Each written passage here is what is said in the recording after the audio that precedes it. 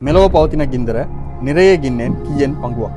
A 40න් පංගුවක්, B 60න් පංගුවක්, C 70න් පංගුවක්, D 100න් පංගුවක්. C. Confirm. Come look the answer. C 70න් පංගුවක්. හරි ඔබේ පිළිතුර නිවැරදිද කියලා බලමු. Computer reveal the answer please. ඔබේ පිළිතුර නිවැරදි. ගුණවිනායක සලවසුන්තුමාණන් පවසනවා මේ ලෝකයේ අපි දල්වන ගින්න නිරයේ ගින්නෙන් 70න් එක් කොටසක් පමණයි.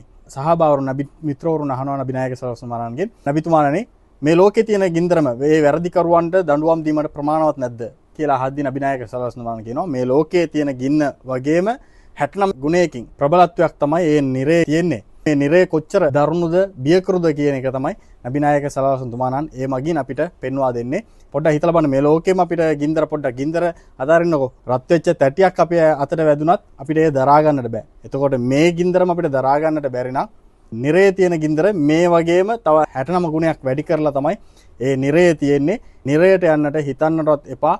ඒ නිරය කියන්නේ ඊටමත් බියකරු දෙයක් කියන එක නබිනායක සලවසුන්තුමාණන් මේ හදීසේ මගින් අපිට පෙන්වා දෙන්නේ. ඒ හින්දා අපි නබිතුමාණන්ට අල්ලාහ් තාලා පවසන දෙයට අපි කීකරු වෙලා අවනත වෙලා මේ ලෝකේ යහපත් විදියට ජීවත් වෙන්නට ඕනේ. එතකොට තමයි අපි මේ නිරාගින්නෙන් අපිට බේරෙන්නට පුළුවන්.